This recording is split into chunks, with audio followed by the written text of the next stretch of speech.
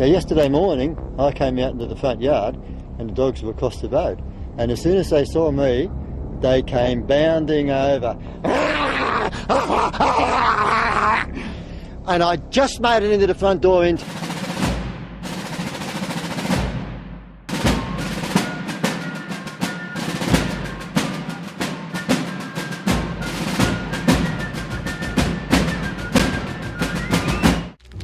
You let one ant stand up to us, then they all might stand up. Those puny little ants outnumber us 100 to 1. And if they ever figure that out, there goes our way of life. It's not about food. It's about keeping those ants in line. That's why we're going back. Does anybody else want to stay? Let's ride!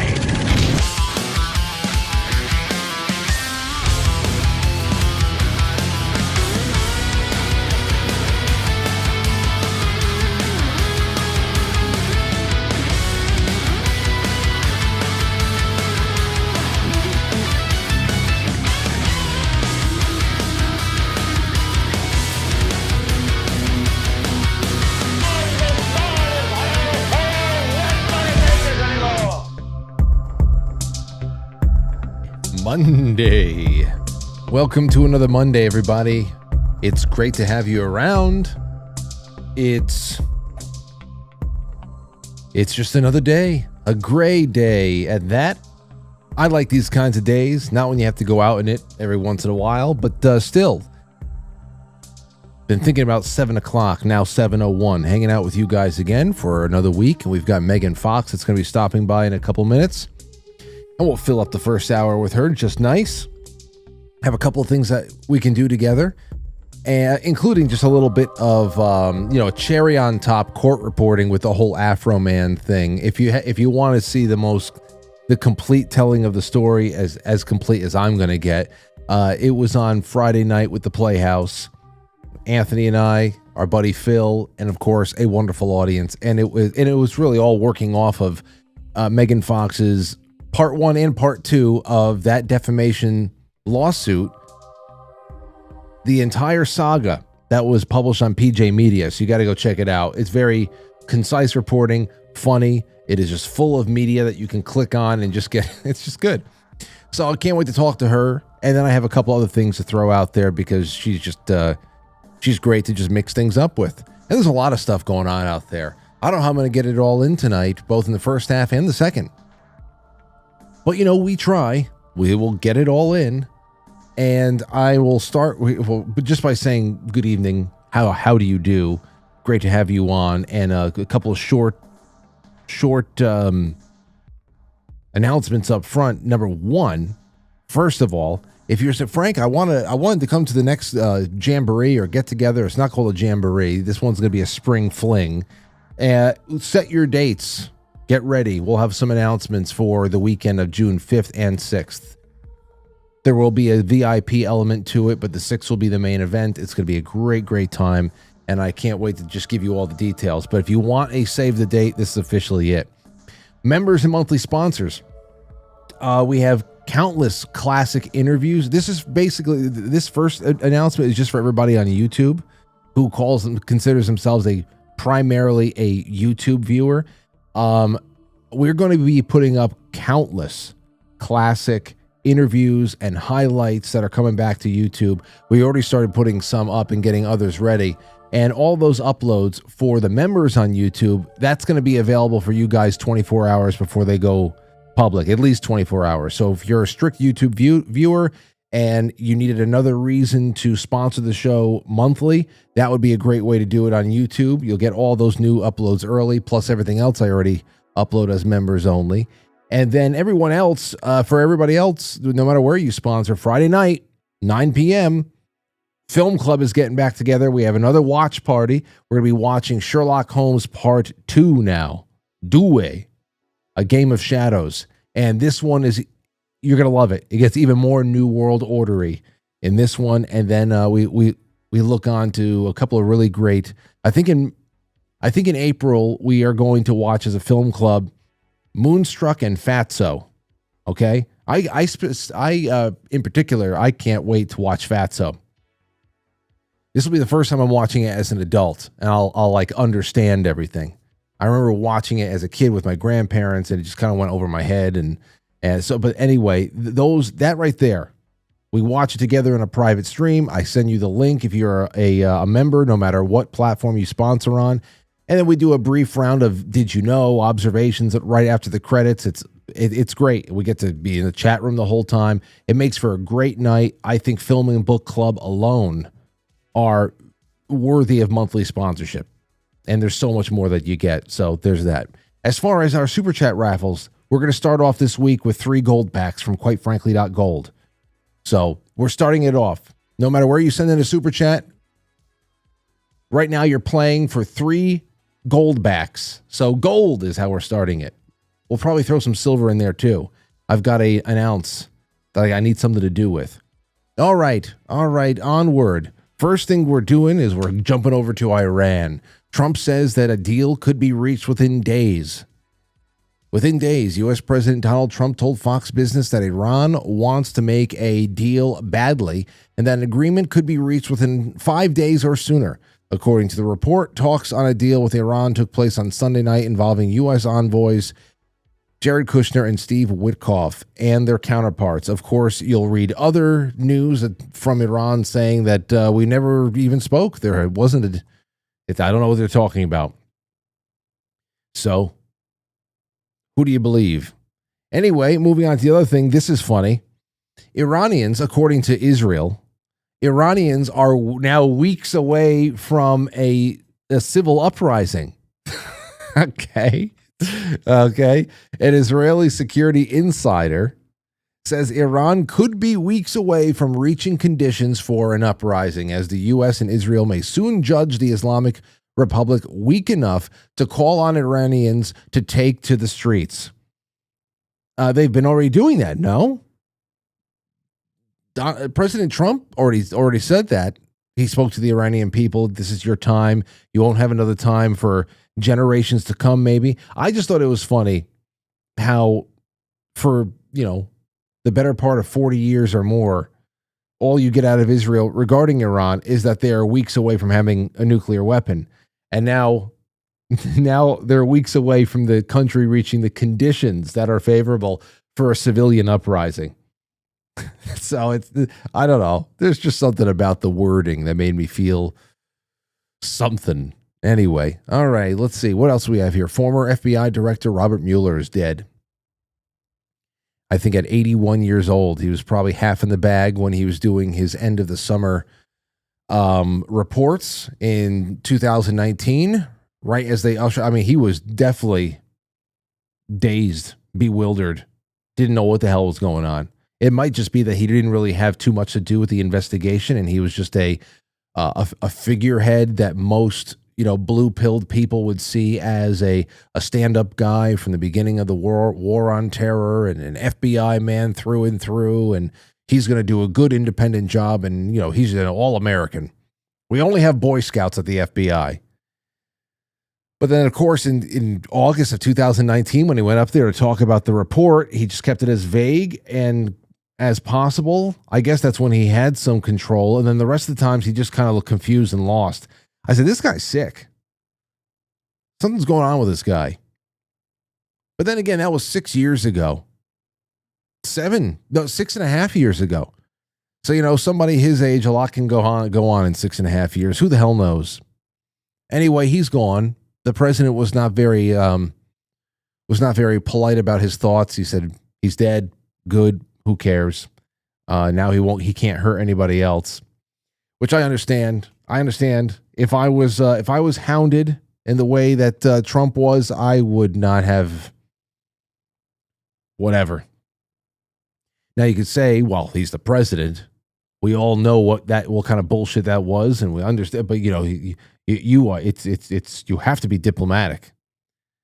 You're not going to get very diplomatic things. We're past that. And what's the point of being diplomatic? Seriously, what's the point right now? Is showing a little bit of mercy, a little bit of kindness to somebody that attached themselves to an operation that aimed at not only destroying you but your family? What's that going to do? Oh, yeah, we tried to kill him. We tried to take him out, try to wipe him out at the knees. We threw everything we could at him. And then we tried to paralyze his first administration when he was in there. And we did a pretty damn good job. But he said some nice thing. I guess we can make bygones be bygones.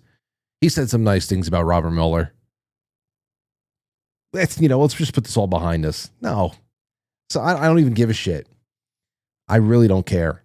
I see a lot of people clutching pearls over because Trump wasn't very polite. It's like, who cares? They don't care. They don't care. You're not going to win points with them. And that's it. Just speak your mind. Who cares at this point? Now, here's what we also have. Crazy start to the week as far as airplanes go. I'm sure Anthony is very feels great whenever something like this happens. Anthony's going to Florida tomorrow, and suddenly in LaGuardia, although he's not leaving out of LaGuardia, we see this terrible Canadian plane crash with a fire truck. This is from the Daily Mail. Moment air traffic controller pleads, truck 1, stop before Air Canada jet smashes into the emergency vehicle on the runway at LaGuardia, killing the pilot and the co-pilot.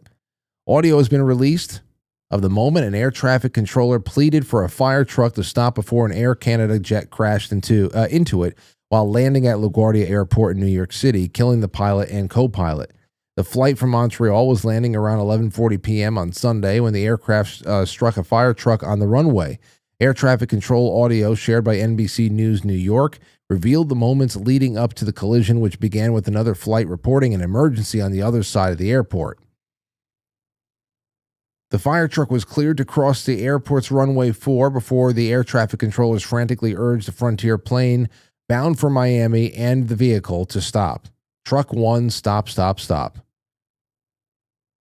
And seconds later, Jazz 646, I see you collided with the vehicle. Just hold position. I know you can't move. Vehicles are responding to you now. Air traffic controllers told the Frontier crew that the runway would be closed, asking if they would like to return to the ramp. So, I mean, the front of it is smashed. And I know that there's other injured. 2 pilots were dead, and 41 people were hospitalized. According to unnamed sources, a female flight attendant was ejected through the front of the jet while still in her seat during the crash. She survived and was rushed to the hospital. Dear Lord. Emergency response protocols were immediately activated. The Port Authority Police Department is on the scene, along with the agency's chairman and executive director. So, I mean, just awful. And that was out there. That's not the least of it, of course.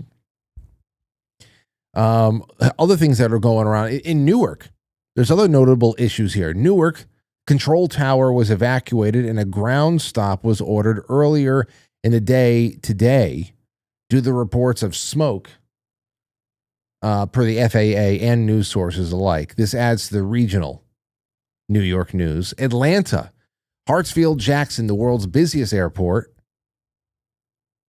That's the world's busiest airport in Atlanta? Wow. Continues facing heavy delays and some cancellations amid TSA staffing shortages from the ongoing partial government shutdown. I didn't even know what was going on, because anything less than full government shutdown is just like bullshit. But ICE agents are being deployed starting today to help with the crowd control and security lines. Texas, Dallas, and Houston reports of dozens of cancellations and hundreds of delays involving carriers from Southwest, Spirit, and PSA Airlines. And then broader national picture we have here, long TSA security lines. It's all because of the TSA stuff. Anthony has a 7:20 flight tomorrow, and they told him to get there at like 4 o'clock. So I guess, and that's a smaller airport, so I don't think that they're going to have what I heard in Georgia, which was like 6-hour lines. I don't think that they're going to have that, but crazy day for air travel in the United States. What do you want from me? I didn't do anything. I didn't tell you to travel anywhere, but anyway, there's so much more going on, and I can't wait to get around to it. We have Megan Fox that is coming on the air with us right now.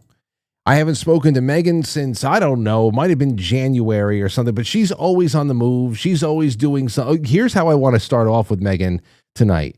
Megan, but here is going to, I got this from a friend of ours from Washington. Her name is Linda. She said, Frank, I split a gut watching you guys break down the Afroman saga, of course, which was all being done on the back of your part 1 and part 2 on PJ Media. So I made a lemon pound cake.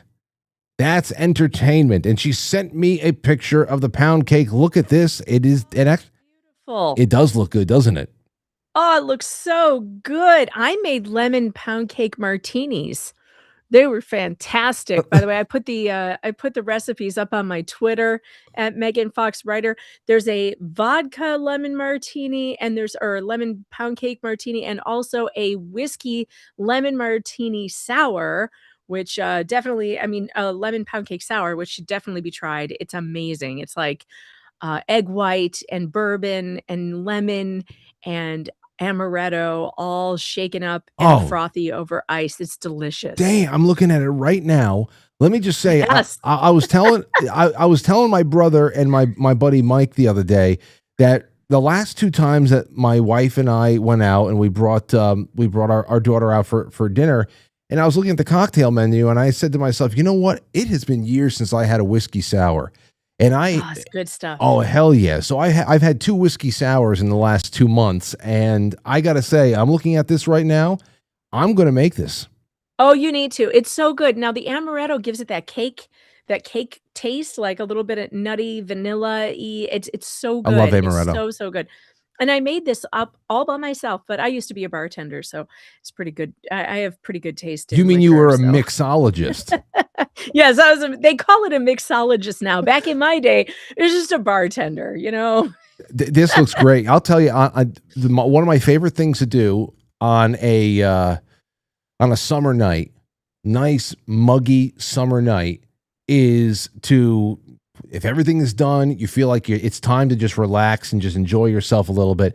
I love putting a little amaretto just on the rocks, just over ice, cigar, and just sip some amaretto over ice. And it is just like a just every once in a while, dip the end of the cigar into the amaretto, and it just, oh, you're just flying. It's just it's a beautiful night. This is going to be happening this summer many times. I'll probably be serving this on 4th of July. You got to do it with the egg white, though. People are always like afraid to put a raw egg white in your drink, but trust me, it makes such a huge difference. And you crack that egg white over the ice first, then you shake it first, and you break up the egg white on the ice, and then you add your liquor and you shake it again.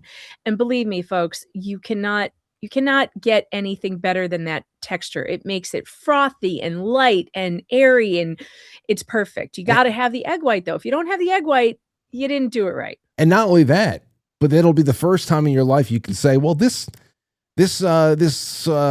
whiskey sour over here has 6 grams of protein in it. That's right. It's a protein drink. So, after your workout, you just slug a few of those. That's correct. Oh man. Okay. So is this the greatest trial or what? I didn't watch your breakdown of my articles on Friday because I was doing stuff with the family. So now I got to go back and do it because that's got to be so funny. I can't wait. We had a great time because we stopped in the middle of the articles to go defer to the video, what's going on. The other thing there too is this happened. It was like lightning in a jar. It happened. It happened so quickly. And also the quality of the entertainment, it was a lightning in a jar kind of a thing. Like, can you do it again? Can you actually even recreate this again? It happened so fast that I didn't even know it was coming until it was already here. And then it was over before I could even catch up because we couldn't cover it live on my channel because I was a day behind. So I started a day behind, and I did get through the whole channel between me and that umbrella guy. We were switching off channels, covering it. We finished it actually today. We finished it with the verdict and everything today on his channel.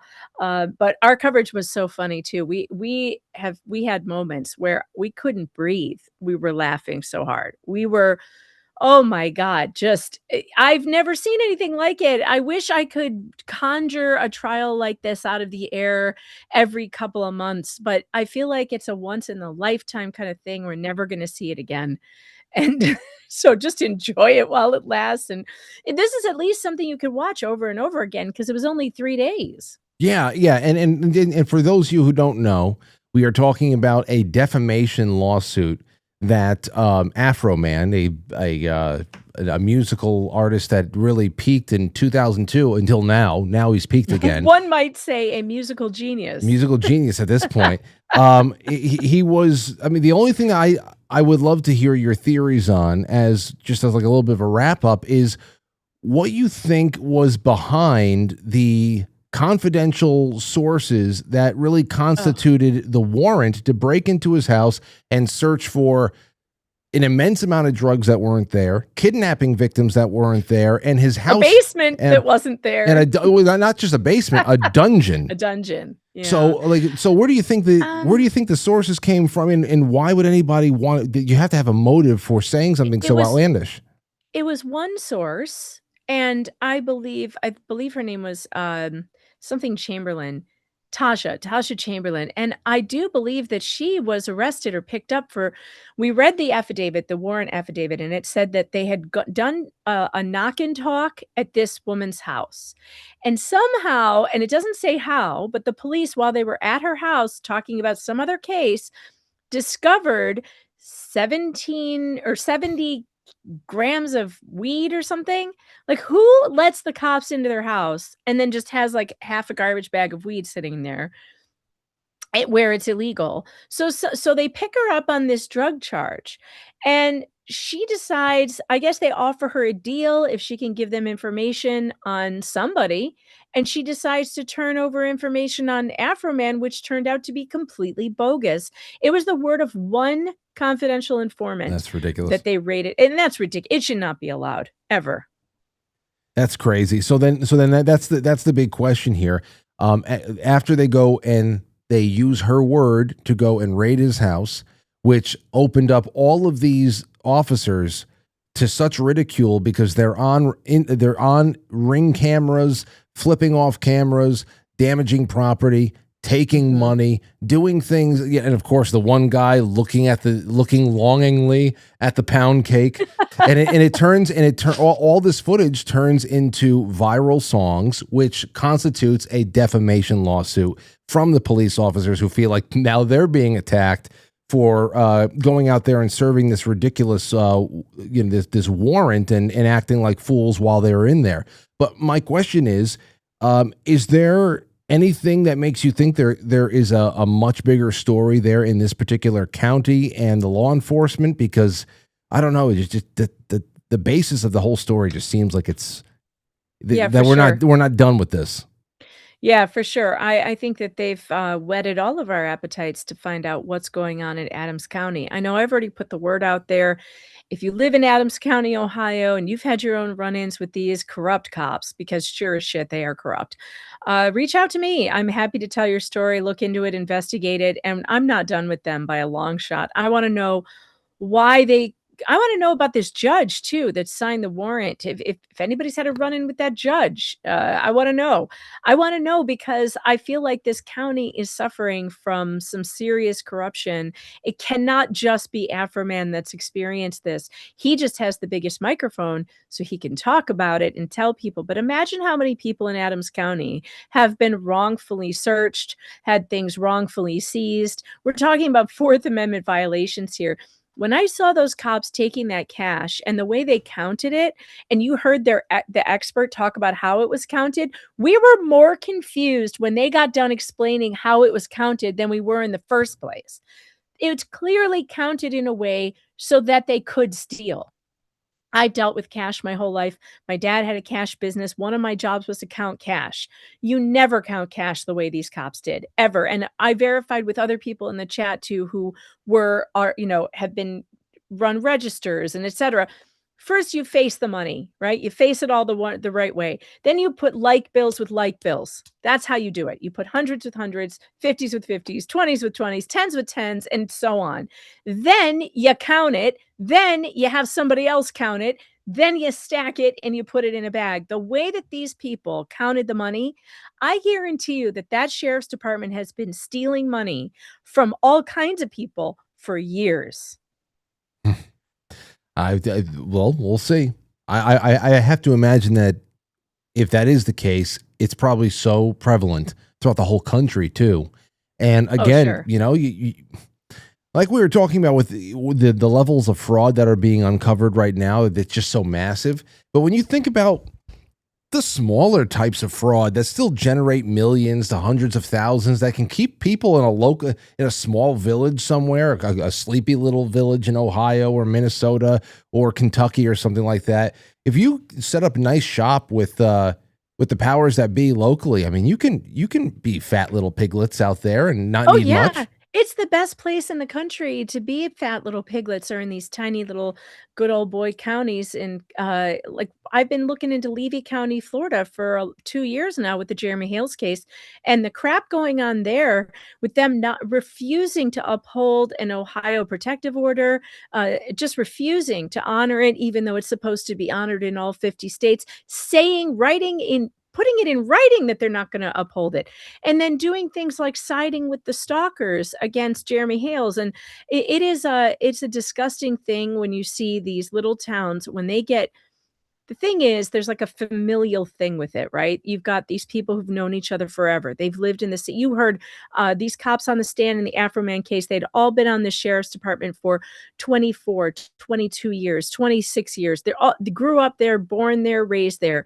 You come in as an outsider in one of these little places where everybody knows everybody. Yeah, you can be screwed, and they'll let you know that you're not wanted. And also they get away with a lot. And the reason they get away with a lot is because it is such a small place and nobody's paying attention. Nobody's looking into it. Or the people who are supposed to be paying attention are the ones making the money. So it's scary. It's a little, I mean, the fraud in big cities is big too, but it's a little easier to pull it off for longer periods of time in these tiny places where the people with power are truly the only ones with power. And if they're the crooks, well, that's how it is. Yeah, absolutely. Switching gears to something that's kind of related because it's, entertainment based. But on Thursday night, Sam Tripoli stopped by, and while we were ranting back and forth about one thing or another, we were just talking about the state of the culture and all that, and he brought up this Bachelorette, who we saw the video of this Bachelorette, Taylor Frankie Paul. What a piece of work. And here's the thing, ABC knew all about this. The Bachelor knew, because all the YouTube creators out there who had covered the Mormon Wives, whatever that show was on Hulu, and knew this woman, had been saying, you don't want this woman for the Bachelorette. Everybody knew she was a domestic abuser. This is not new news. The video is new, but she was arrested and convicted for that very incident. And ABC knew about it. She was on probation. And a couple weeks ago, she attacked him again. So, and she violated her probation. So, look, creators were telling ABC, don't do this. Bachelor content creators were telling them not to do this. I know Dave Neal talked about it on his podcast. Reality Steve talked about it on his podcast. This was not a secret. ABC is a money-grubbing hoe. Okay, that's what this is about. Yeah, but they wanted her because she was a crossover star from their Hulu show, and after Disney bought Hulu, they wanted to use their crossover star from the Mormon Housewives in the Bachelorette to get a bigger audience. This is all about being a pig. I just wonder how much they're gonna, because from what I've read, because I don't watch these shows or anything like that, but I did see the video of her, getting around on Twitter and elsewhere where she's really, laying into this guy, and then she goes and throws a chair at him, hits her own daughter, doesn't help her daughter with her chair, doesn't even react. Her child is crying. It's not the first time that's no, happened. No, absolutely not. So that's what I'm saying. And I was telling Sam there too, with knowing minimal about this stuff, because I have friends who have been featured on reality TV shows, both in, game show situations and otherwise. And I know the kind of psychological screening that they would do for anybody that goes in there, especially if you do something along, like my mother was watching the new Fear Factor the other day. I was telling her, everybody on this show, the kinds of questionnaires and the evaluations you have to get, because they need to know just how crazy you are. Is it a marketable crazy? Are you going to have a meltdown? Is it going to be more of a liability than it's going to be entertaining? All that other stuff. They have to find the right candidate. So I just wonder why the hell they thought that the money would have been worth it, because just a couple of days before this new season of The Bachelorette came out is when all of this really blew up on the internet. And now I read, I think through you, that they canceled the whole season. Yeah, they canceled the whole thing. How many millions is that? It's a lot. I mean, they'll eat the loss, I'm sure, easily. It's ABC after all. But now they're facing a possible lawsuit by the contestants on the show who were not told that they were being subjected to a domestic abuser. And this is a big deal. Yeah, and they should sue. I mean, all the terrible things that The Bachelor and all these other shows have done to the contestants anyway, like Clayton Echard, by the way. We're talking about Clayton Echard and Laura Owens. We've got that scandal going on. What we didn't know was how badly Clayton was treated by the Bachelor producers and what they did to him. And we're learning that, by the way, on this brand new podcast called Love Trapped, that's all about the Clayton Echard and Laura Owens scandal. It just dropped on Apple iTunes just a few weeks ago. It's already trending between number 2 and number 3 in top series. It's so good, you guys, and I'm in it, so you should definitely be watching it or listening to it. You should definitely be listening to it because it's a lot of fun. But I mean, we're finding out that these producers are doing terrible things to these contestants. Oh, there was another scandal recently on Love is Blind, right? The latest season of Love is Blind. They didn't vet some of the guys. One of them was homeless. Okay, they had a girl almost marry a homeless guy. Which I think is funny. Which I think is funny because that is the only way that a woman would marry a homeless guy. A man would marry a homeless woman, but it would never it would never be the other way around, ever. I don't know about that. That's a pretty low bar. I mean, Good Lord. Homeless? You have more of a chance to bag a guy if you're a homeless woman than you have a chance to bag a girl if you are down on your luck and you're out on the streets. That might be true. I mean, that might be true. But I mean, But how did he get recruited by a network? Did he went for an audition?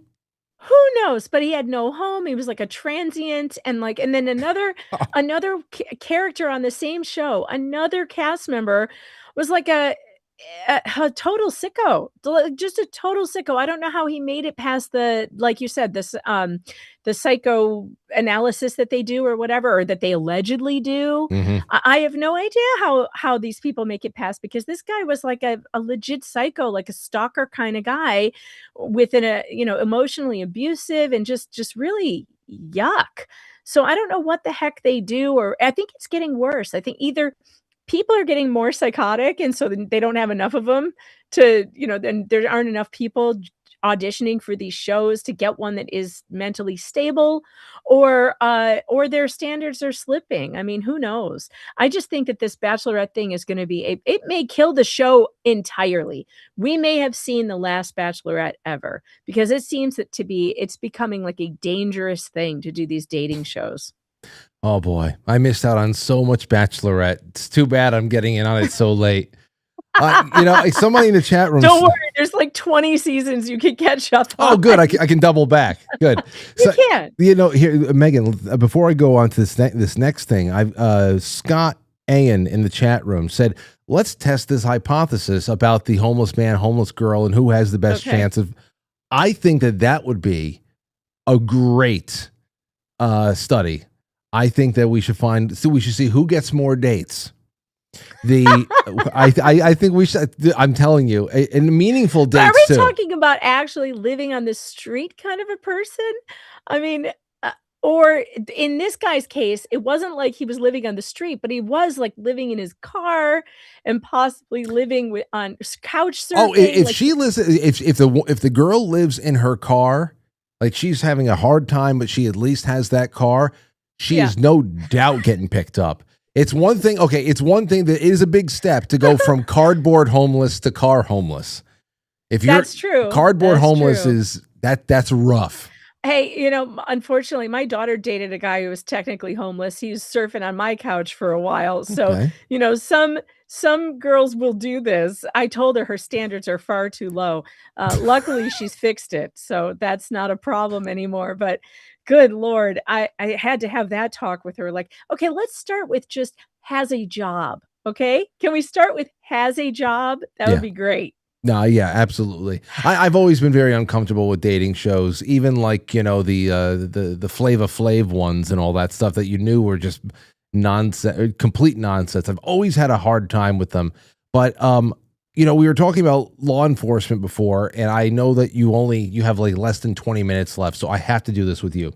Okay. I was covering a lot of like facial recognition stories that were kind of clustering together, seeing how it could all work together for a show and all that other stuff. And one just took the cake just for you have to listen to this. I'm no fan of surveillance technology rollouts, but Essex Police in the UK are pausing their facial recognition camera use that they had just, rolled out recently or something. Not because they are rediscovering the idea of liberty and privacy rights and all that other stuff, but it's because the cameras are finding racial bias. And now you have to listen to this. Essex Police have paused the use of live facial recognition technology after a study found cameras were significantly more likely to target black people.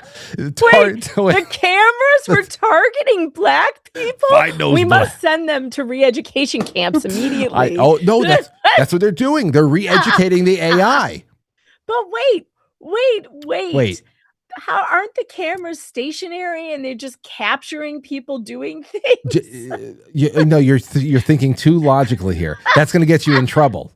How does a camera target a certain demographic? It gets better. It gets even better. I believe you. The ICO says Essex Police had paused the LFR deployments after, quote, identifying potential accuracy and bias risks, warned other forces have mitigations in place. Okay, they have to have that. Now, listen to this.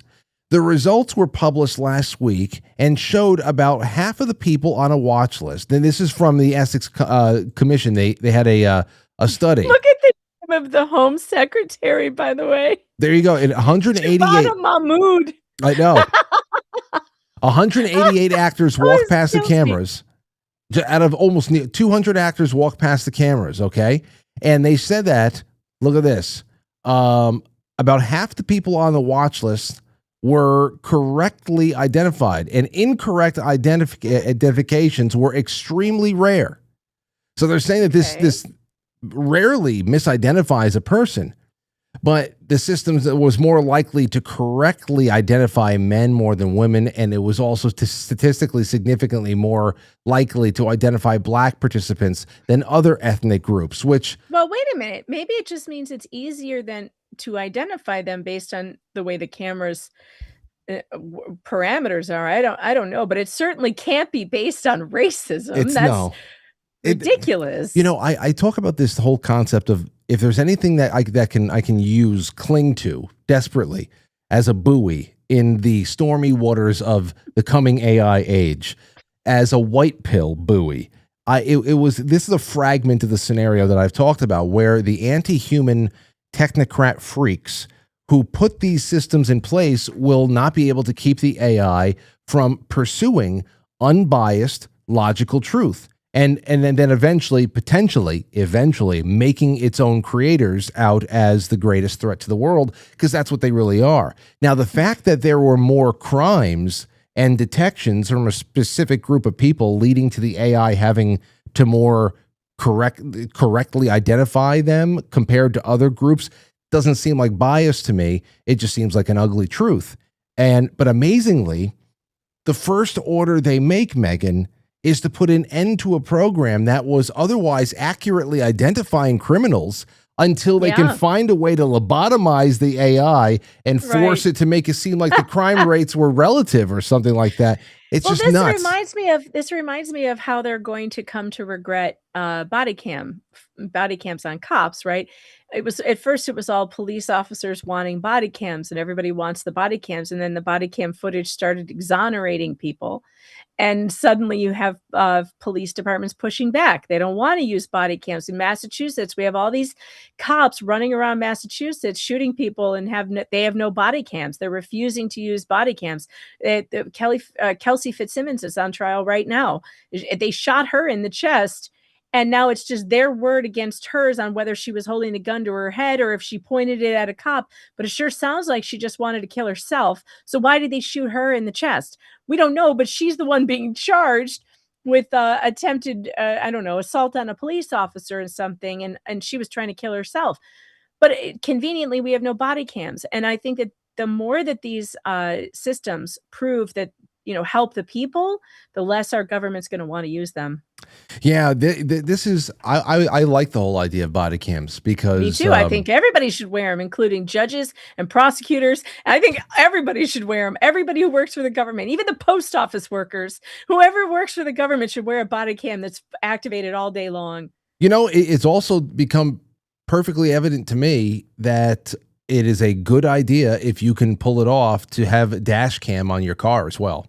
I mean, the more and more you see people just trying to get worked over by scammers or assailants in their cars and all that stuff, and how it has been it's been a saving grace. Now, to your point, especially around 2014, when all of the Black Lives Matter type groups were really pushing for this stuff, they thought that this was just going to be like open and shut police brutality cases time and time again. But I'm sure that they probably would like to go back and not protest so hard anymore. But like I said, I don't care, because that's the whole thing. It's an unbiased truth. Whatever the camera picks up is just going to be what it is. The camera doesn't have an opinion.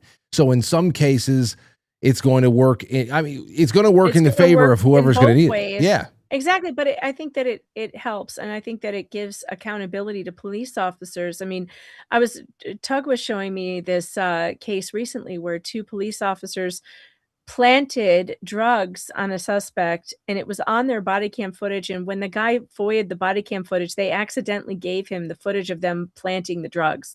So these are things that keep people accountable. They keep bad cops accountable. They keep good cops accountable, and they keep the citizens accountable too.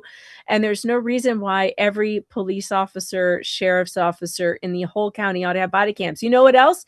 Circling back to Afroman, no body cams. They didn't have body cams on.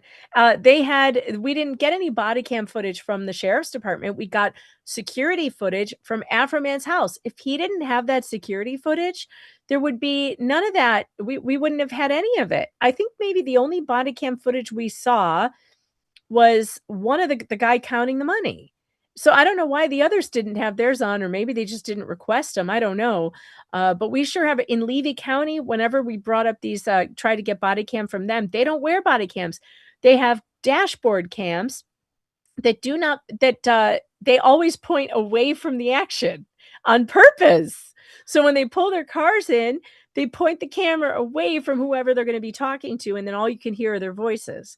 Isn't that ridiculous? Yeah, and if it wasn't for all the cameras inside of Afroman's home, we wouldn't have seen it. I mean, forget about all the music that was created just based on the footage, but I mean, there'd be so little left to even the case in court. Did you watch Lick 'em Low, Lisa? Yes, yes, and I just loved all of the performative outrage and the tears, everybody crying. It's so good. Tears is so over the top. I was telling my audience, like, my daughter, when she was 12, she had a pixie cut, and you know how 12-year-olds can be. And one of the boys said something about her looking like a boy, basically saying the same kinds of things to her that they said to this Lisa woman. And her response at 12 years old, she turns to him and goes, "Yeah, well, I bet my dick is bigger than yours." Oh, and that was the end of that. No, I tell you. Well, I saw. Oh, wait. Did you see actually that? Oh man! But now, before we go to the last thing I wanted to do, because you only have a few minutes left. Did you see? I don't know what the hell it is. They CSU. I think this is like a California State University professor. Did you see what she had said in some kind of I don't know what the hell it is. But she's making a big stink somewhere in public, thinking that she's about to drop the mic, and she's doing her identity shtick. No, okay, see this. It's 26 seconds of another reason why. Think very carefully before you send your child to a university if they don't have a very specific reason for being there, because this is what's waiting for them. And the idea that I have to get up here and say that trans women are women, and that's what I have to use my time to do, is absurd. Shame on you. Shame on all of you. And shame on you for using lesbian politics as a front for your transphobia, because this lesbian has had plenty of girlfriends with penises. Talking about chicks with dicks. Okay, those are called boyfriends. That's right. Can you imagine this lesbian? This lesbian is not a lesbian at all. Actually, I know. That's what I'm saying. It's like, what the hell are you talking about? Because this lesbian is spicy straight. Okay, that's what we call that. We call that spicy straight. It's 2026. Aren't we beyond this identity shit now? Aren't we? I'd like to say, I'd like to believe that it is really burning out. Because it is. I haven't heard anybody refer to anybody by weird pronouns in a long time. And in fact, now comedians are doing they're doing sets on, "Oh, now you want me to not call you they, them? Oh no, honey, you're in. You made us change our language. You don't get to drop it now." When comedians feel like it's okay to make fun of, it's over. I know. Yeah, that's it. Okay, so here's the last thing I have for you. And Megan, maybe it's nothing worth following, but if this is a case that you could at least keep on the back burner, I'm very interested in some of the. Okay. Headline from Washington D.C.: amputee cornhole player accused of murder. Listen to this: a professional cornhole player with no arms and no legs has been accused of murder. This guy gets around. I know. Police, his name is Dayton James Weber of La Plata, is accused of shooting and killing with no arms and legs. Shooting how? I don't know. A man, Michael Wells of Waldorf, during an argument. Police say Weber was in his Tesla SUV when he shot Wells in the passenger seat. He then pulled over and asked two backseat passengers to help pull Wells out of the car. They refused, and they got out before calling the police. Weber then fled the scene with Wells still in the car, dead. The body was found in a yard on Newport Church Road in Charlotte Hall, Maryland. Wells was pronounced dead at the scene. Now, listen to this. What we don't know. Police have not explained how Weber, a quadruple amputee, was able to drive a car or fire a weapon. Now, I will say this. I know how he could. I knew a quadruple amputee who could drive a car. Okay. Unfortunately, it was a kid that was coming. How? He was afraid. He had special things that were put onto his nubs. And special things, pedals and stuff that were going on.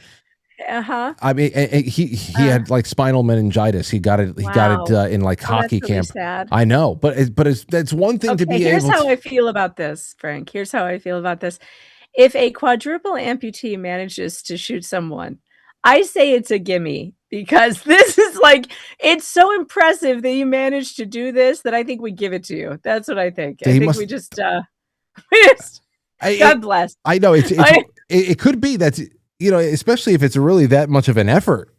It's like, what did he do? A guy like that in jail. Gosh, I don't know. How are you going to do that? Come on. I mean, was this guy was Webbs a decent guy, or was he a ne'er-do-well? I guess that'll make me. Oh, wait a second. Right? Wait a second. We have video of him shooting guns. Oh, come on. We have video. Here he is. No hands, no. Oh my gosh. Hold on. Okay. All right. How does this work? Oh, well, he has nubs. Yeah. Well, The trigger? It wasn't pulled off. I didn't think that it was taken down to the shoulder. But how does he pull the trigger though? He doesn't have any thumbs. Let's see. This can't be real. Oh my God! I'm afraid he's going to shoot himself in the leg. What? Can you? What? I'm confused. See? It must be a phalange. A phalange. It must be. I think this is the guy. Can you? But wait a second. How are we laughing at this? This is so bad. But wait, I'm going to get canceled for sure. But but wait a second. But the real thing here is that the time and effort. How the hell did the guy not get out of the passenger seat and said, "Okay, like." Yeah, the time and effort it took for him to get that gun out, get it pointed at you and ready to fire. You can't get out of the car before then? It's not like this guy can quick draw. He can't quick draw you. So it's like I don't understand how this, but I knew you had to see it for yourself before you left. Megan Fox. I'm not going to be able to stop laughing. Well, you have a new case on your radar now. So let everybody know how to find you. All right.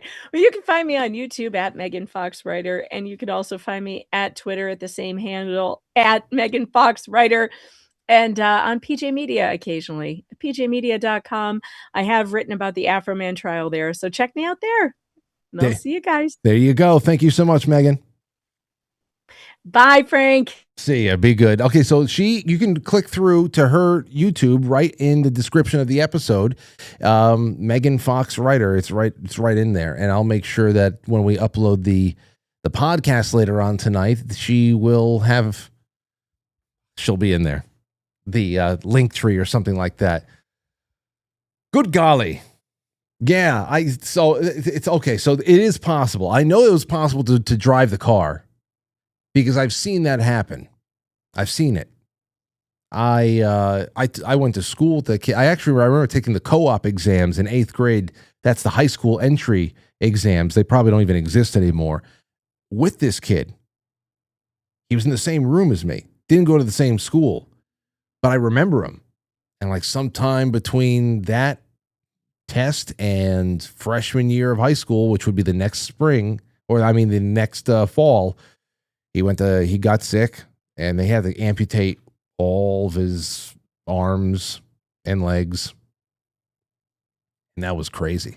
But he did return to school. Little chip on his shoulder. Driving around. But the gun thing I didn't understand. Anyway, there's that.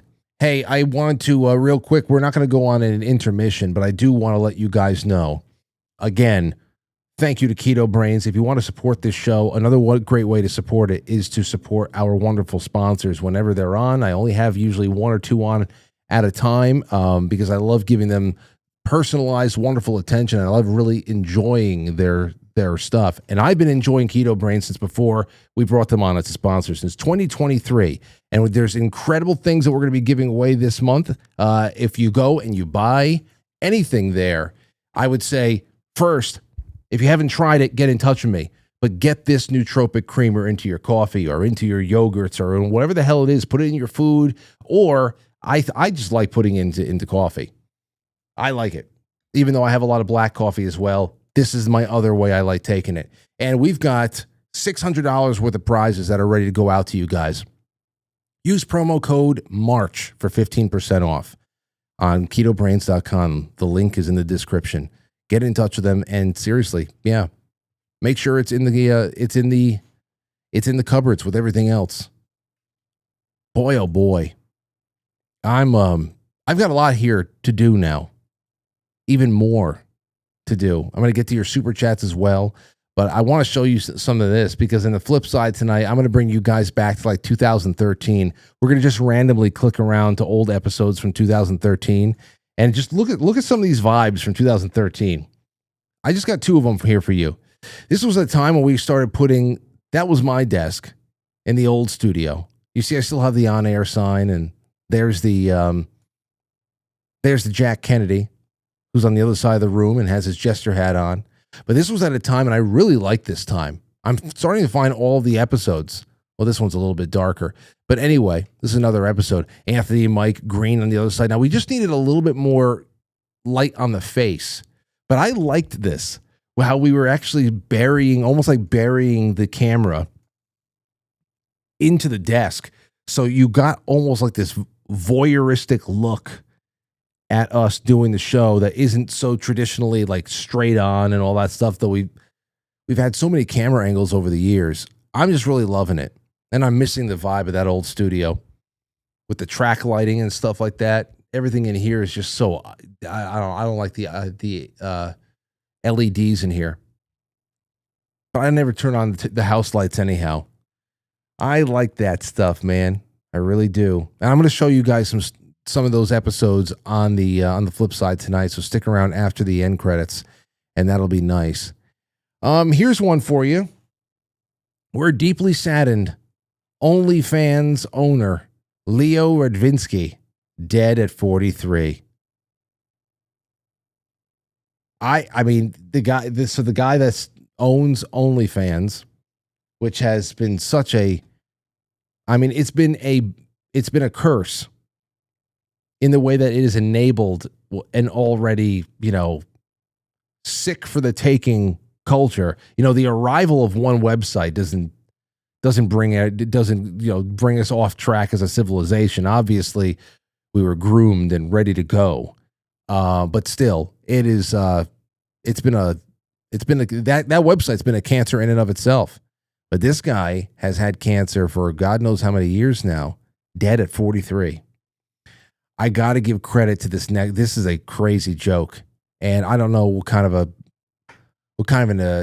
troll account it's from. It's from a Marxist-Leninist, but also an American patriot. It makes no sense. I don't know, but this joke, I got to give them credit. Breaking: white smoke in Tel Aviv indicates that Israel has chosen a new OnlyFans CEO. That is crazy. That is nuts. So, I mean, what the hell just happened? I gotta give credit where credit's due. That's a good one.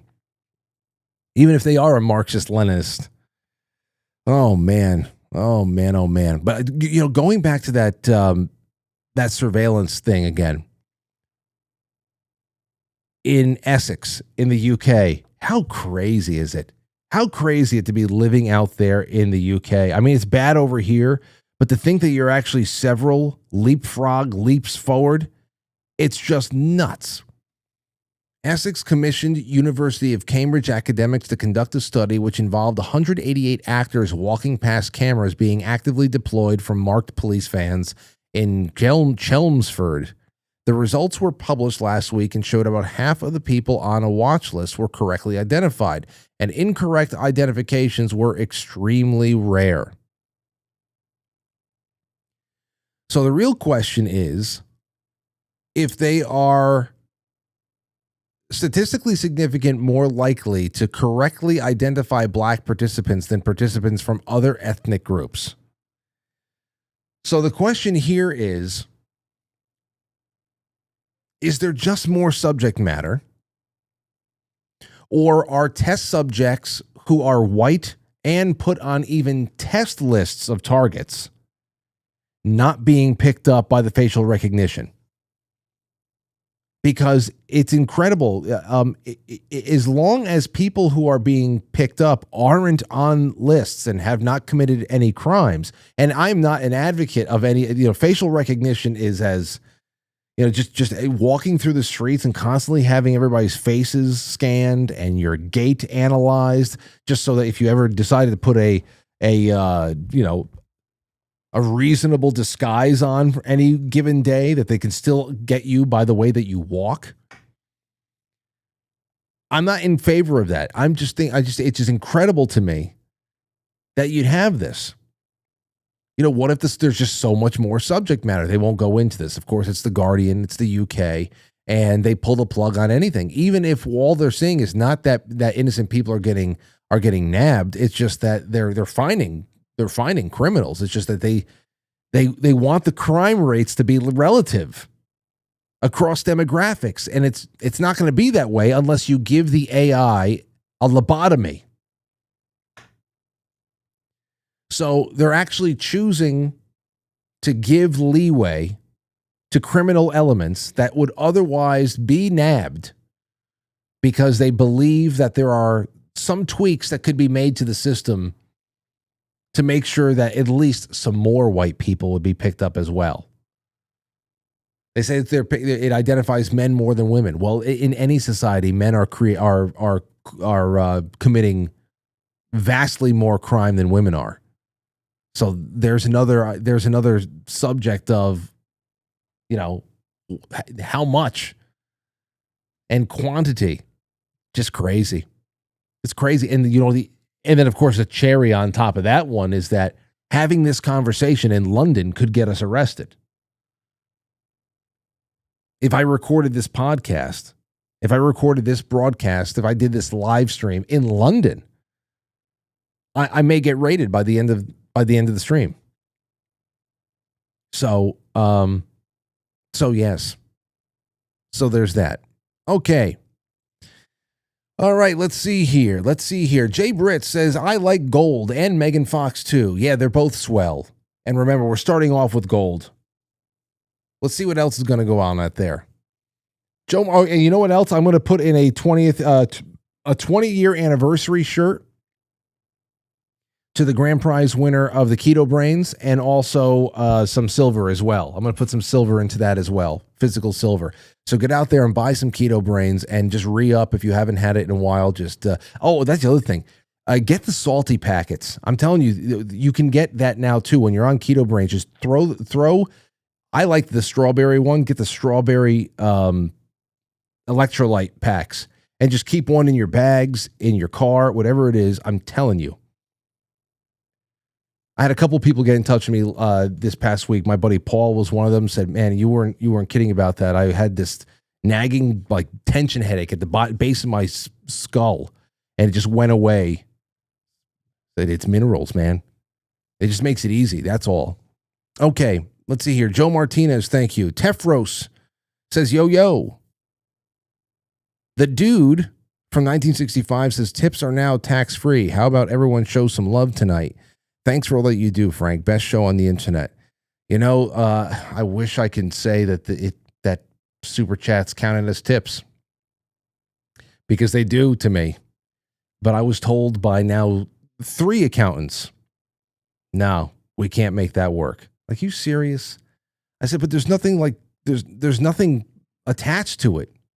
You know, I feel like it would be more of an income kind of a thing if everybody is sending a uniform amount, and for that uniform amount, you're getting a specific thing back. Like, you send $25, I'm sending you a hat. But it's like people sending little bits. Sometimes it's just like $1.99 and a well wish to a family or whatever the hell it is. I don't know why that's not tips. They should be. It should be. Maybe I should get a fourth opinion. I should get some fourth opinions out there. All right. Dark Heart Hemi says, a few years back, we were told facial recognition was racist because it couldn't differentiate black faces. Yeah, well, I mean, maybe that's still the case. We've had a couple of stories like that come out of China, which I always thought was funny, that some people were unable to open up their phones, or no. It was the opposite. That some Asian people it was easy for some Asian people to open up other people's phones because the iPhones were having a hard time differentiating who was who. So I thought that's funny. You can go check out those headlines. And every once in a while, it just makes you laugh. You know, stereotypes exist for a reason. They're just there. And that's why I say that the AI is going to provide some funny things along the way, just by, letting it loose and then just having the open internet teach the AI to be something else. Just by the way that AI is going to recognize patterns in the way that other people are not able to do because they are held back by certain kinds of, political allegiances and loyalty and all that. Like, they completely put blinders on and fail to see why something is the way it is. I was around somebody not too long ago. They were in the other room, a gathering of friends and family. And I think it was like maybe a day or two, or maybe the day of the Oscars. And I heard somebody in the other room talking about that movie Sinners, which is like this, that Michael B. Jordan film about black vampire slayers. And I don't know what the hell it is. They're going after white leprechaunish type of people. And it's just ridiculous. And I've seen enough of it, and I've read enough about it, and I've just seen enough. And I know I just get what's going on here. I know how something is marketed, who's getting behind it, the way that, all the plot summaries you just know exactly what the hell's going to be happening in those movies. And I overheard somebody in the other room talking about the nominees for the Oscars and saying that, well, the Sinners, I saw the cinematography, visually it was interesting. But I don't understand. I don't understand all the nominations. Like, I wanted to say, it's because they're all black. Check. Every year, how many years in a row does the next day after the Oscars, the biggest trending topic, have to be Oscars so white? To know that they are working overtime to engineer this thing into being, acceptably equitable. Even though to make something equal or representative would actually mean to give people less. Because you're talking about 13% of the population when you talk about black people in particular. How many of them are actors? It's ridiculous. This whole representation stuff. We know what it's all. They talk about us speaking in dog whistles, and it's all they do is dog whistle, because the only thing that keeps their entire con going is this very thin veil of legitimacy of them being the torchbearers of all things good and civil rightsy and fun and equal and cultured, when it's really just very hateful and envious and sour and all that other stuff. And it's just crazy how people choose, like AI would not be able to. They just choose to, like, wonder. I don't understand why they're getting all these nominations. It was interesting. I'm not going to denigrate it too much. Why? Well, because it's all black. You don't want to say anything bad about it. You also don't understand why it's. I mean, come on. I mean, it's just crazy. It's crazy stuff. And even goes down to that little throwaway article that we were talking about over the weekend with Melissa Etheridge. Melissa, I don't even know if I'm on the same. Anyway, that's my thoughts with the AI thing. AI, eventually, I mean, it may be programmed, it may be brought back in like any of these Hollywood starlets to have a little bit of a MK Ultra breakdown, and they have to go away to a facility for a couple of weeks to get sauced up and, you know, recalibrated and all that stuff. It's the same thing that's going to be going on with AI. You know, whereas a celebrity is going to just make public appearances and try to, you know, be cultural sheepdogs for people and their fan bases. AI is going to be working in the same way. They're trying to sheepdog people in a little bit more, you know, a little bit more undetected algorithmic ways. But yeah, I saw Melissa Etheridge getting more into the cultural aspect of things again. She said about who the hell was let into. Hold on, this was crazy. Melissa Etheridge. Here it is. This is from Rolling Stone. Melissa Etheridge on Gene Simmons' comments about hip-hop not belonging in the Rock and Roll Hall of Fame. Quote, that says more about him than anything. Rock and roll is a feeling. You can't bottle it up and say, this is mine, not yours. Yes, you can. There are plenty of black rock and rollers. Plenty of black heavy metal artists who belong to at least have a shot to getting into the Rock and Roll Hall of Fame, Melissa. And listen, it's not a big shocker that a liberal lesbian woman in the United States would take the stance that rock isn't a genre of music, but more of like a feeling. I'm not surprised at all that, again, a liberal lesbian, which is almost redundant, but not quite, as this audience has shown me. We have plenty of lesbian friends out there who've got a good liberty-based head on their shoulders. But incredible. Like, that's what I'm saying. It's just like, I wonder why. Wonder why Sinners got all those nominations. It's just nuts. You know, on that, I guess, here's another one for you. Arnold Schwarzenegger, 78 years old, undergoing brutal gym prep for Conan the Barbarian sequel. At 78 years old, Arnold Schwarzenegger isn't slowing down. He's heading back to the gym, and apparently he's going to be doing a pretty crazy routine at nearly 80. And I don't know what kind of a heart he has beating in his chest right now. I know that for a while he had like pig valves and all that stuff. I don't know what his heart situation is, but he's going for it, he says. Now, the real question is, what's going to become of Conan the Barbarian, the character?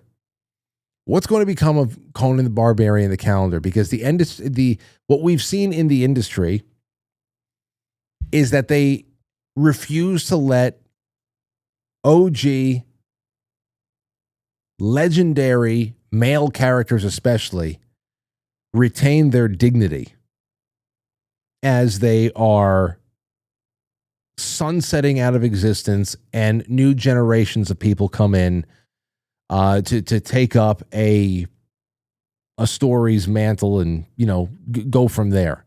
They aren't allowed to retain their dignity anymore, at least. The last 10 years has been an absolute bloodbath. They did Han Solo dirty. They did James Bond dirty. They did, Ghostbusters. The hell they tried in 2016. That was just awful. Who knows what they're going to do with Conan? Indiana Jones got done pretty dirty. Luke Skywalker, forget about it. Sucking on sea cow tits, drinking green milk, slimy milk, dribbling down his chin, and then he gets beat up by an untrained girl with a bow staff. It's just nuts. Nuts. So I don't know. I don't know who they're going to send in, what girl boss they're going to send in to beat the shit out of Conan and then take the crown for herself. I don't know. But just be ready for it, even though I'm not going to go see that. I don't even give a shit about Conan the Barbarian. It's just one of those things that you know. And yeah. All right. So, listen, I have another topic that I want to throw your way, and especially you millennials out there, fellow millennials. I'm going to need your help on this one. And if we have any Gen Z out in the audience, I'd love to hear from you guys too. Because Gen Z in particular has fallen under the microscope of at least one researcher who is saying that we are looking at the first generational downgrade in intellect and IQ. And that is a downgrade from millennial to Z. Now, I'm not being accusatory here. I want to read this, and I just want to see what you guys think. Gen Z, this will smart.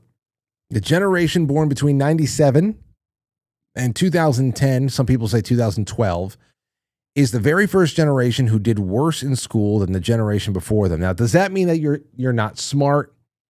No. Because then again, what is school? Some people don't even blossom intellectually until they get out of school. So really, this is not... I'm trying to get ourselves to a point where we can have a conversation here, and there you have it. But generation between 97 and 2010 is the very first generation who did worse in school than the generation before them, according to a top neuroscientist. And shockingly, Gen Z is proud of it. They're the first generation in modern history to score lower on standardized academic tests. Well, there is the problem right there. To hell with standardized academic tests in the first place than the one before it. And to make matters worse, most of these young people are overconfident about how smart they are. The smarter people think they are, the dumber they actually are. Oh, that's Dunning-Kruger. We know all about that. They underperformed on basically every cognitive measure, from basic attention, memory, literacy, numeracy, executive function, and general IQ. Okay, well, that's a little bit more comprehensive. Maybe they are dumb. Horvath, let me see here. I guess this is the scientist, recently testified to the sad facts before Congress, telling a panel of lawmakers that Generation Zers, who follow the millennial generation, blew up humanity's proud academic record the wrong way. So what happened that caused an entire age group to bomb test scores? Horvath, who studied reams of data from standardized academic tests, told Congress that Z's struggles stem from the fact that they're the first generation to grow up with constant screen time, and it's no substitute for real learning. You know, that's something in and of itself. That's something in and of itself. I can see how that would have a obvious impact. There's very, very weird social shit going on. Even the way that they interact with each other, I've been able to almost like watch, like I'm in a zoo sometimes and just want to see how this works, because I've had, I know plenty of really awesome Gen Z. I coached so many Gen Z, have quite a few of them I had two of them on the show, but a few of them that we've just, become friends now. So it's not entirely the case, obviously, but that is a big mark of the generation. And that's just a matter of, hey, you're human just like I am. You have all the same potential and capabilities just as I do and anybody else does from any other generation. But there are certain things that are thrown at you, and it's all going to have different impacts. Now, say more than half the time of a teenager is awake. This is big. More than half of the time a teenager is awake, half of it is spent staring at a screen. Said Horvath, who's taught at universities around the world, including Harvard and Melbourne. Humans are biologically programmed to learn from other humans and from deep study, not flipping through screens for bullet point summaries. Now, when we were growing up, we got hit with studies like this too. Like every year we got hit with average time spent watching television every day for our generation, and how it was, all the statistics all the time is just, hey, this is going to be a big problem. Millennials are watching 5.5 hours of TV a day. Is it frying their brains? We got it all the time. And, and we weren't the first generation to be brought up on television, of course. You're talking about the late 1950s and 60s there, where you have kids who were born and the existence of the TV was just always there. And that was the only thing. Now, there is something to be said about the television days. There's something very interesting to be said about that. Millennials are the first generation to take that. Well, let me back up a little bit. When you sit down in front of a TV in 2003, 4, 5, and then before that, you're sitting down with other people and you're choosing to watch a movie. You're choosing to watch a reality TV show. You're getting together and everybody only has one screen to look at. So maybe you're sitting in silence, but you're all focusing in on the same thing, talking about it along the way, or maybe you don't really care about what you're watching too much, and then the room just erupts into various conversations talking over the movie, which is always a great thing. Something's on that maybe you've seen it before. Maybe it's just like, oh, whatever. Sometimes you just put something on in hopes that conversation strikes up and everybody distracts themselves and we just start talking to each other. But even if you don't, everybody's watching the same thing.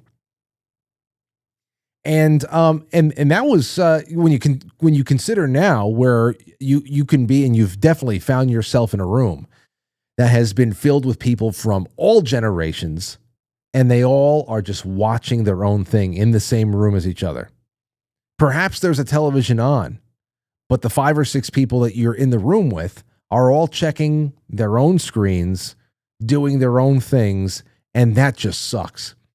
Now that has affected everybody, but you would, and that includes the millennial and before generations who they are not immune. We have not been immune to all this technology that has come along and swiped our attention from us.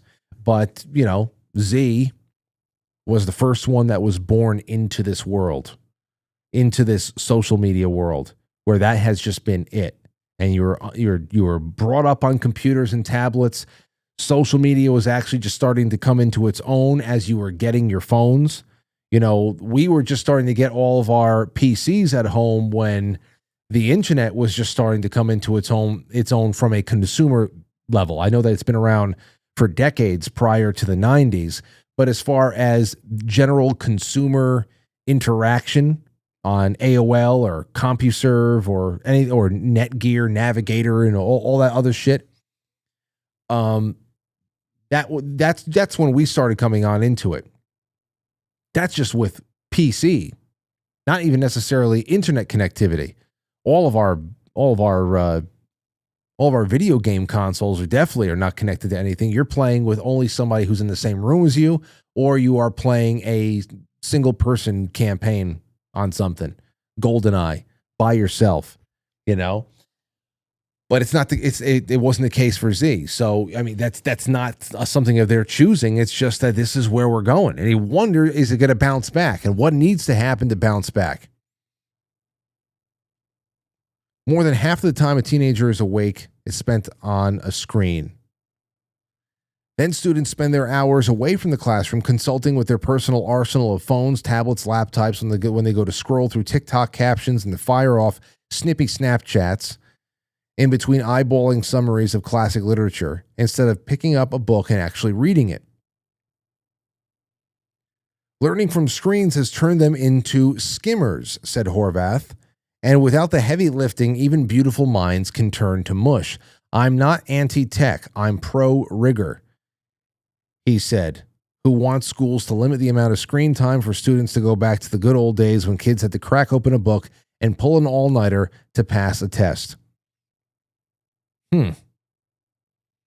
Well, I've heard some people say out there that they would like to see kids put the phone down in school, but at the same time, the phone bans are really there so that I've seen the theory that the phone bans are really there so that the teacher can be checked less, can be fact checked less by the children.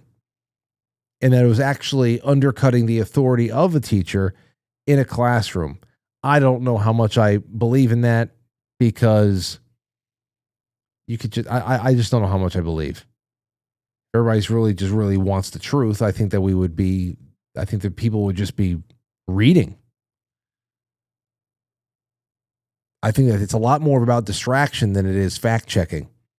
Because if you are wanting to fact check and you wanting to get the facts down, then you're definitely going to go out there and read books.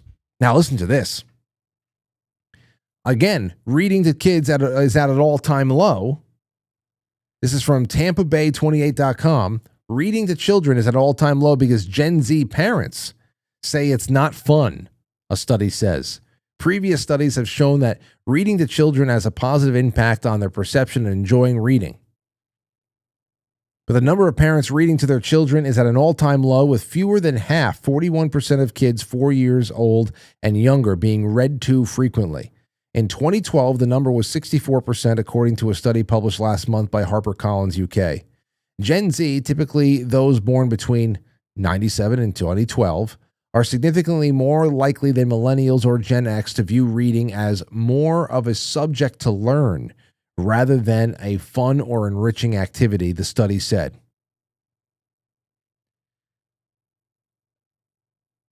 They more so look at reading as a subject to learn and not a tool. It is a first generation to grow up in the age of technology, whereas millennials who came before them remember a world before the internet. This attitude toward reading is seemingly being passed on to their children, with the number of 5 to 10-year-olds who frequently choose to read for enjoyment being at 32%, down from 55% in 2012, according to the study. Damn. That number is even lower for boys when they are too young to read on their own. The study said that more than 1 in 5 boys, 22% aged 0 to 2, are rarely or never read to, compared to 44% of girls. Most of the parents in the study said reading to their kids isn't fun for them, or that they wish they had more time. Isn't fun for them. Well, I mean, it's got to turn around at some point, right? I hope so. I hope so. But this one is going to lead us into slang. What I want to get you guys calling in on now is millennial versus Gen Z slang. Because, I don't know, I understand some of the Gen Z slang. Like, I understand, like, how, where it can come from. I get it. Like, you can just, like the structure of it all, it works. When the slang works logically. And the rest of it can just seem like caveman shit. We had caveman shit. The millennial stuff, like, I couldn't stand. I've never in my life, if you find me unironically or not and seriously saying YOLO, if you can go back through any of the archives and find me saying YOLO in less than a jokey way that almost makes me want to harm myself for even saying it jokingly, shit like that. I mean, I was never on board with stuff like that. I'm embarrassed of millennials who did that constantly. Maybe I used it as a hashtag just because I knew that people would be watching, and I needed to share the Zadals in New York links at night on Twitter or something like that. We had a pretty good Twitter operation back when things were different. But I want to talk about slang. And you guys remember, what is the worst slang that you were, and we're not talking like, I'm talking about, slurs. Not everybody call in and just give me your favorite slur, please. Don't do that. That'll be for another night. Or call on the flip side, we can talk slurs. But see here, this was really cringe. And that's one that's kind of crossed over. We use cringe, and Gen Z uses cringe as well. Gen Z is using AI to have difficult relationship conversations, and the results are massively cringe. Researchers and teachers and mental health professionals alike have spent the past few years reeling as teens and young adults exported their brains to AI chatbots, so it could come as no surprise that they're now using the tech as a crutch to sidestep hard conversations that they don't want to have. The new reporting by CNN details the troubling rise of young people using AI models like ChatGPT to step in for them during life's delicate moments. One Yale University student identified as Patrick, for example, used ChatGPT to reject a girl that he had met through some mutual friends. Here's a quote. "Hey, Emily!" Exclamation point. Automatically no. "Hey, Emily! I hope your half marathon went well. I'm sure you crushed it," Patrick began. "That is awful." The ensuing text, 6 paragraphs long and chock full of ChatGPT-isms, may be the perfect distillation of 21st century cringe. In it, the AI's version of Patrick said it'd be cool to hang out more. Whether it's just as friends or whatever it was we were this weekend. With the caveat that, quote, he isn't, quote, looking for anything too serious right now, end quote. Oh, God. Quote, it just seemed really proper. And I guess I knew that he was a really nice guy. So I was just like, maybe this is just how he texts, Emily told CNN. After showing it to a few friends, however, she was convinced it was like 99% AI. When confronted, Patrick admitted to offloading his rejection text with the AI chatbot, saying that he was inexperienced with crafting that kind of a touchy prose. He said, quote, "I knew if I did it on my own, it would have been wishy-washy." Wishy-washy what? What? I mean, it's like you're telling that that's it? I mean, I don't know. You still want to be friends? Still want to hang out? No, you're not going to see her anymore. That's it. There's no hanging out after this. There's already a term among researchers for the phenomenon called social offloading. I'm actually down. That's a good term. According to an upcoming study to be published in the Journal of Experimental Child Psychology, it applies to, quote, any shared task-based situation in which an individual is able to leverage agents. I guess that means AI agents in the social world to facilitate their own cognitive performance. Guys, I told you, there are people that are using AI to formulate basic responses inside of comment sections on Twitter. And I've looked into a few of them. I said, that's an AI response for something that's just, it's so mundane. Why is this so polished and so, like, what is this?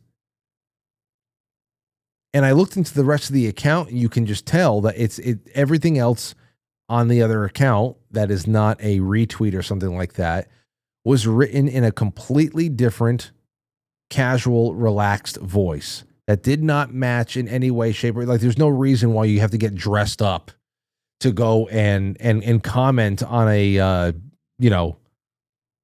I don't know, a Breitbart post or something like that. I have to at least put some slacks on before I go to that comment section. Got to use all my punctuation points. No, you can tell that it was just not written by a human. And it's just so odd. Like, I don't know what it is.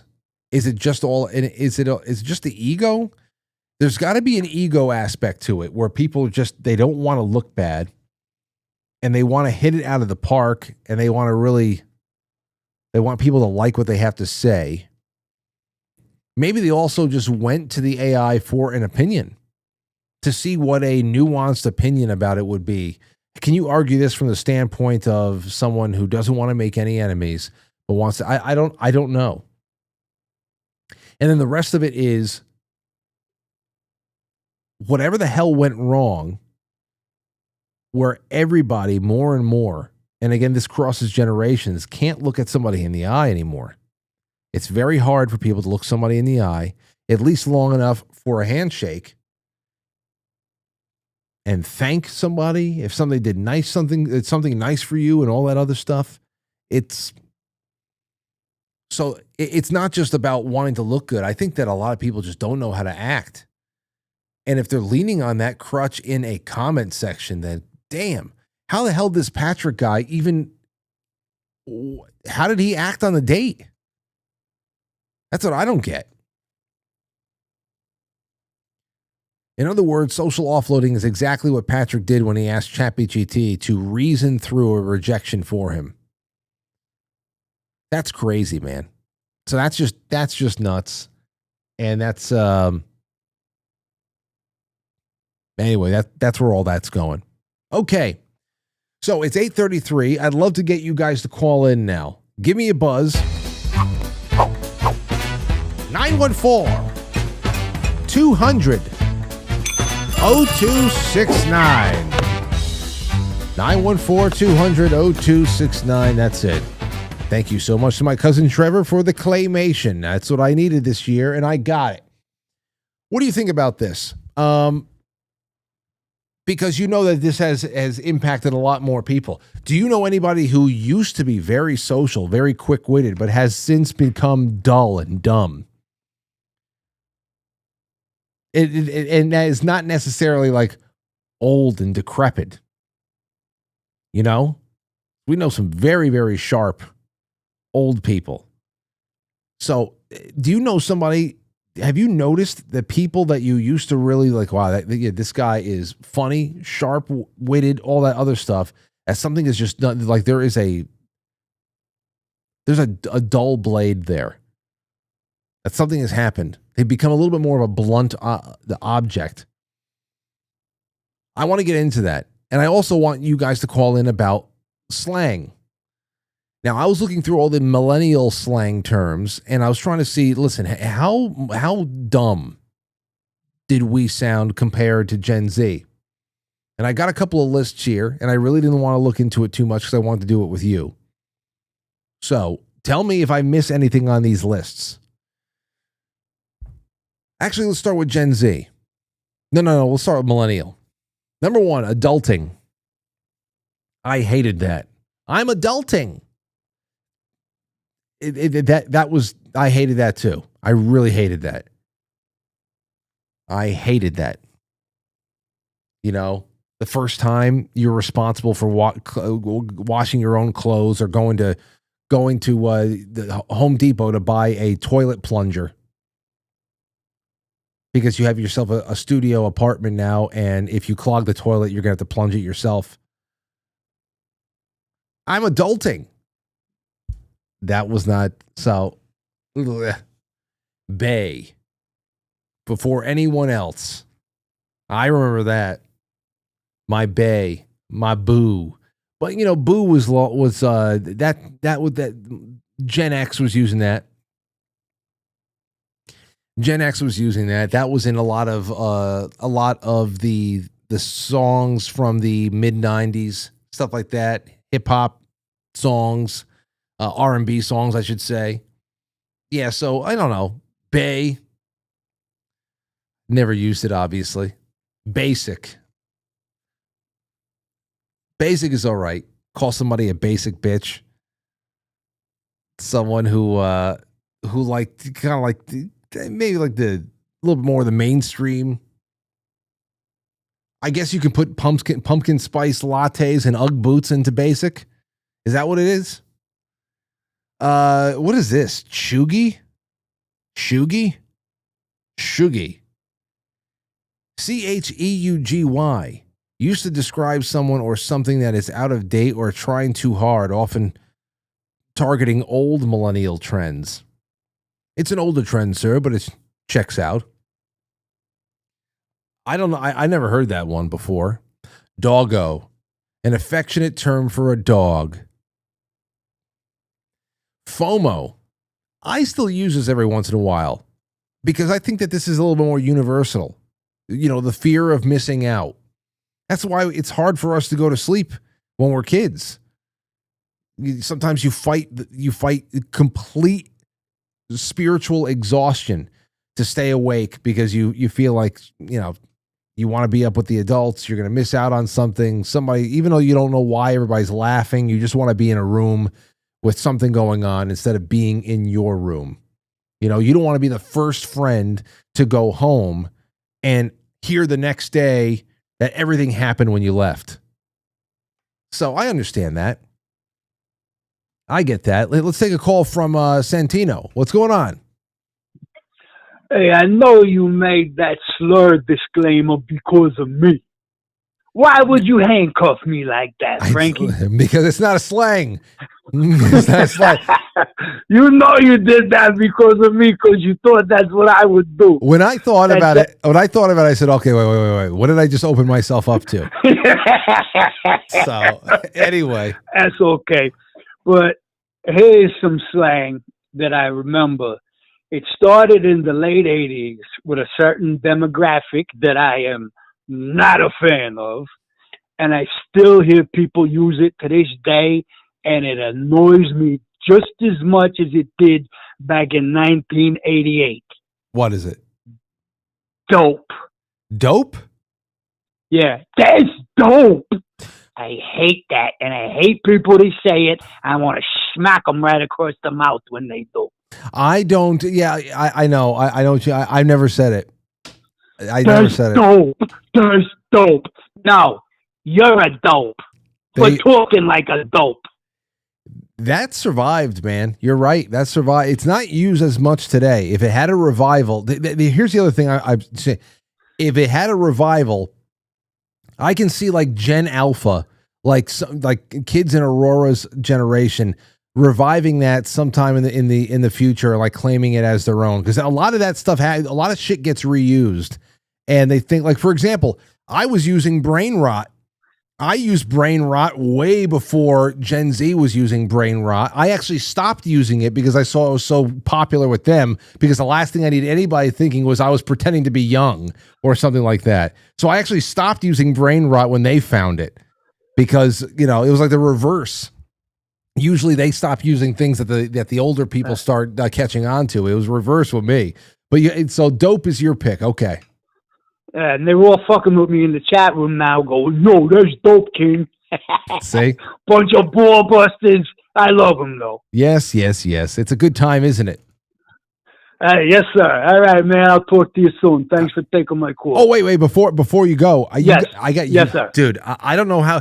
This is going to take, I already told everybody, this is going to take me years to get through these archives. I went through, I took 2010, and now I'm into the middle of 2014 over the course of the weekend. I just went through every episode, and I scanned through just so I can see faces, so I can at least add onto the names of all the files of, who the guest was on here, there, and whatever. So I have searchable terms to start checking it out. But before 2010, like 2007 to 2010 or so, around there, I can't tell you how many random clicks into those episodes, and I heard calls from you. The super cuts that I'm going to be able to make one day when I get around to that are going to be nuts. Nuts. Oh, I'm honored. I'm honored that you would consider me. I don't know how I'm going to organize my efforts. I really don't know. I wish I can clone myself a few times over and just keep a few versions of me just locked in my basement with nothing but bread and water and a computer to do work, because I don't even know who I could assign this to, It's crazy. You'll figure it out. You're a smart guy. Well, thanks, man. I'll talk to you later. Yes, sir. All right, take care. Let's see here. Let's see. Okay, so Millennial. FOMO hits different. That hits different. So this and that hits different. Yeah. We did use that, but I feel like Gen Z uses that as well. Lit. Something as amazing. Yeah, that's lit. Lit. I have didn't work out for me either. No cap. You know, no lie for real. That's kind of still used. It's becoming like colloquial. On fleek. On fleek. Never, ever to say on point or something like that. On fleek. I mean, that's almost like, you know, the Gen Z kids that say finna this, finna that. We're on fleek this, that. It's like, oh my God. No. I don't even want the card. You don't even, I don't even want the authority. I would never use it. I would never use these terms.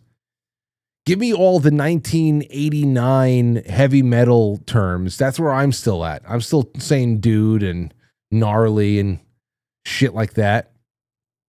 817, you're on the air. Who dis? Hey, this is Cloud9. Hello, you got some slang for me? A little bit. I don't know if you remember this, but this I think was pretty big back in the late 90s, early 2000s. But faux shizzle was one. Go ahead. No, I was just laughing, yeah.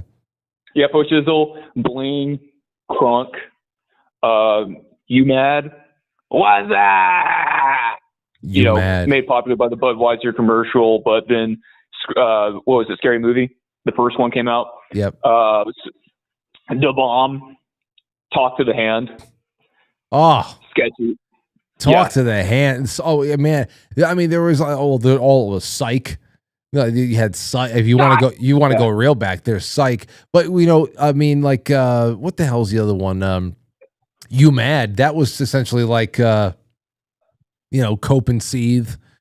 That's a little bit more right now. So there are things that are kind of interchangeable that have been well. Something that I've also learned too is I don't remember what Instagram reel this was from, but or who made this the account that made this, but it was this guy and he was basically saying all these white slang terms are the exact opposite of black slang terms.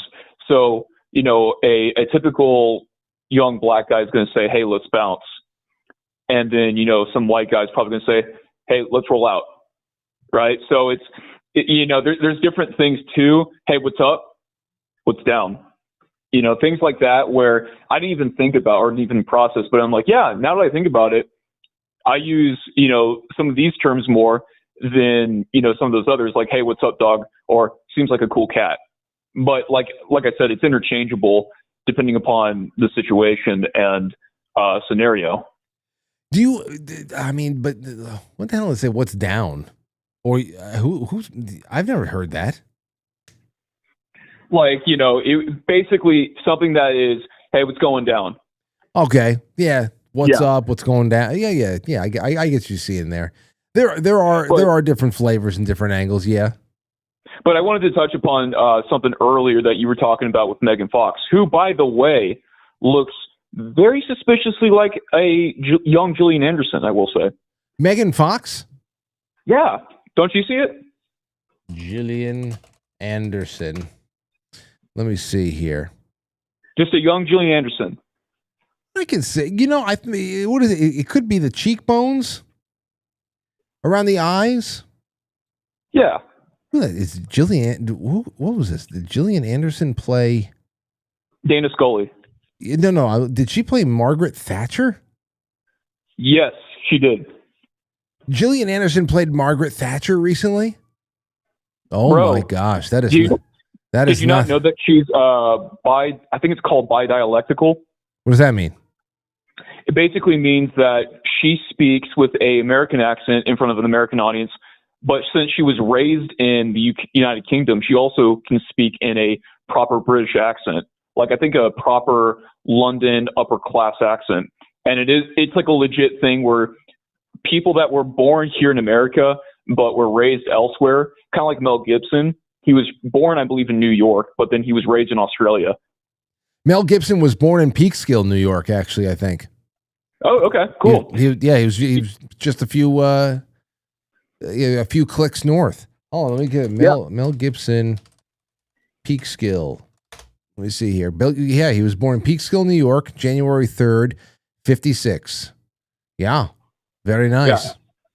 Well, Gillian Anderson, anyways, of course, I saw a semblance with her young version and then Megan Fox tonight. But anyways, you were talking about the quadriplegic, amputee committing a homicide. Yeah. I found that to be very apropos, seeing as how I pointed out that she looks like Gillian Anderson. There is an episode of X-Files. It's called The Walk, where a quadriplegic veteran amputee commits a homicide, and he does it through astral projection. Oh. So I thought that was an interesting coincidence that you're talking about that, or you pulled up an article where I'm like, that's interesting. You see, I mean, but that's the whole thing. Astral projection, to have some kind of a mental power, is a way that I would have assumed that a 4-time amputee would be a quadruple amputee, would actually be a little bit more of an efficient killer. Like, what the hell was what was the scene inside of that car like as the driver is preparing, not only stopping the car, but then going to go and prepare the gun, it's so. You would think if you're in a passenger seat next to the driver who's about to shoot you, he has no hands and he's fumbling around with his nubs, like, reach over and grab the gun out of his, even when the gun is just in his nubs, just take it out of his hand. He doesn't can't even grab it. Truth is stranger than fiction, my friend. Yeah. And on top of that, you mentioned, and really quick, you mentioned the security surveillance state stuff. I mean, those are essentially flock cameras that you're pointing out. The ones that can now detect like motion, automatic license plate readers, things like that, to basically forensically analyze, this may be related to another crime. Well, did you know that the CEO, I believe his last name is Langley. I think it's Garrett Langley's the CEO of Flock. He's basically funded by Palantir. So by extension, Peter Thiel is the one that's putting in all these different Flock security cameras through Garrett Langley. Well, let me show you this, because I actually have a little something on Flock over here that was sent to me by Casey in the Discord earlier on, and let me show this to everybody. Thank you for the call. Yeah, of course. Have a good one, Frank. Yeah, great segue right there. We have about 10 minutes left, and this is about 5 minutes. And I knew about the Flock thing, but not this video. This YouTuber, this is from Champagne Joshi.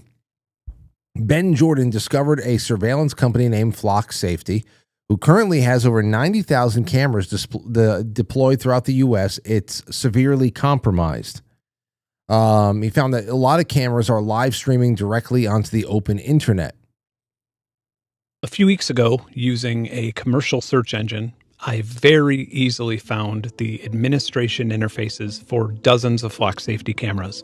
I shared this information with 404 Media, and with John Gaines' help, that number quickly grew to nearly 70. None of the data or video footage was encrypted. There was no username or password required. These were all completely public-facing for the world to see, and some of them still are. You don't have to be an expert to find and gain access to this. You don't even have to type anything in to see every single person, vehicle, and activity that took place in these locations in the last 31 days. Whether you wanted to watch this footage live in real time or look at footage from a month ago, you could just point and click your way to it like you were watching Netflix. You could even open up the live streams in VLC or cast it to a television. Making any modification to the cameras is illegal, so I didn't do this, but I had the ability to delete any of the video footage or evidence by simply pressing a button. I could see the paths where all of the evidence files were located on the file system, and I could see their hashes and signatures. You see, that's the whole thing. You could say that, well, there are, it's not just Flock. The entire country has these traffic cameras up all over the place. Many of them can be watched on certain websites or whatever. And as long as they're pointing at public property, then yeah, I mean, you have to imagine that just by leaving the house every day, you're going to be picked up incidentally by dozens of cameras. Your entire day could be mapped out in one way or another, even if you're just like, you're getting picked up incidentally crossing the periphery in your car, just to be able to put together a kind of a timeline of events of your day. We've been living under that understanding for many years at this point. But it's the ability to go and actually interact and change settings on these cameras and either extract, delete, whatever. I mean, that could be really there's a lot more here than just the cameras existing. Some of the devices we saw were the familiar looking Falcon cameras that you see all over the country, but the majority of these were Flock's new Condor cameras, which are designed to detect and track people. They're PTZ cameras, meaning pan, tilt, zoom, and they quite literally use AI to zoom in and follow you around whether you're a person of interest or not. In just the time that it took to count and verify these vulnerabilities, I saw a family in North Carolina load their infant and a bunch of merchandise in a Lowe's parking lot. And I suppose one could cross-reference their license plate with the Park Mobile data breach and find out exactly where the garage is that will store these new fancy tools. I watched a man leave his house in the morning in New York. I watched a woman jogging alone on a forest trail in Georgia. This trail had multiple cameras, and I could watch a man rollerblade and then take a break to watch rollerblading videos on his phone.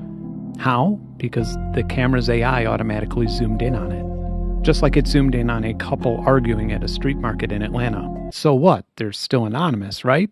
No, they're not. Within 2 minutes of open source intelligence using a commercial facial recognition engine, I found out that one of them just finished medical school and the other is dealing with chronic irritable bowel syndrome. The couple also just had a baby last year and they have a pretty concerning debt to income ratio. I also know that they drove over 45 minutes from... Jeez. Damn. Damn, man. And there's something about that.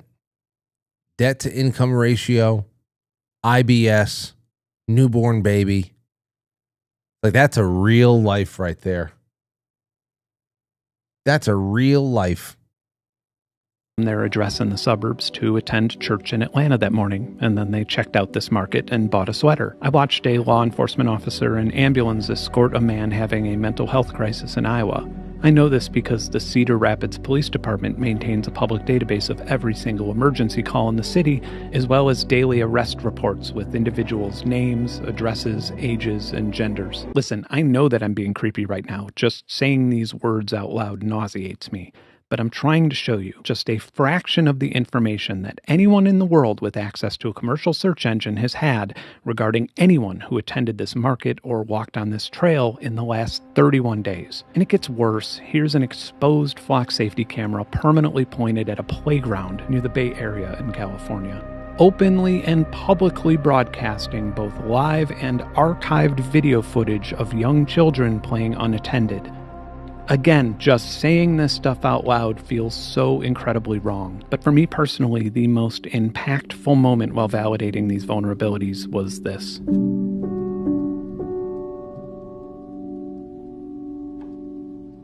This resonated with me so much that I actually had tears welling up in my eyes. I've done this exact same thing so many times. I've seen a swing set in an empty park, looked around to make sure nobody was watching, and then just enjoyed the mindless motion that connected me to a simpler time. But this isn't something that most grown men want to be seen doing. The experience requires one to have a moment that is devoid of judgment. It's healthy escapism at its finest. And I realized that it's likely that this man didn't know that he was being recorded, and he probably wouldn't have done this if he had. This is a classic example of the Hawthorne effect, which is a change in an individual's behavior or choices when they know that they're being observed. Surveillance manufacturers love to talk about this effect when it deters crime. After all, someone isn't as likely to break into a car that's parked near a camera. But what they don't talk about is how it deters escapism. People are less likely to sing or dance or practice an accent or a cartwheel when they know that they're being watched. But escapism is often required for a lot of things. For example, when you learn an instrument or practice a skill for the first time, or even practicing line delivery for a YouTube video. The footage of the man swinging was powerful to me because it made me realize exactly why I have such a visceral objection to mass surveillance. It imposes on our right to find our own identities without judgment. And as someone whose identity and success is owed to ample amounts of escapism, this is a hill that I am willing to die on. Oh, man. Yeah, That comes in perfectly for the rest of the evening. Everything else that we were doing, we would need like a third hour on just the slang stuff. But that goes perfect with the other thing.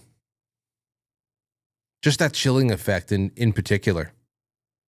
Knowing you're being observed, or I have a lot of those moments. I guess I'm a little bit more loose.